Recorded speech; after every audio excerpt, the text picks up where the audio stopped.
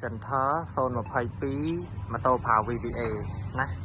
នេះមានបញ្ហាបាក់សោស្មាតធីបាក់កងតាក់សាច់សោស្មាតធីអញ្ចឹងនេះឆ្កោះឡើងម៉ត់អស់ហើយតែឆ្កោះឡើងម៉ត់ឡើងបាក់ឡើងខ្ទេចឡើងខ្ទីអស់ហើយឥឡូវនេះយើងបានផ្លាស់ប្ដូរដាក់សោស៊ីនវិញណា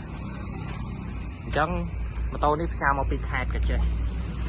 ណាឥឡូវយើងបានធ្វើហើយចុចមកបើកសោដេឆេ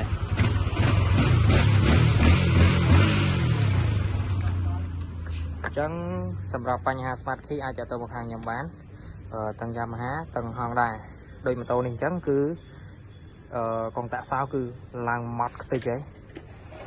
ណាឡើងម៉ត់ខ្ទេចឆ្កោះឡើងខ្ទេចឡើងខ្ទីបាត់គូតបាត់ក្បាលបាត់កន្ទុយអស់ហើយឥឡូវនេះយើងបានជួសជុលហើយ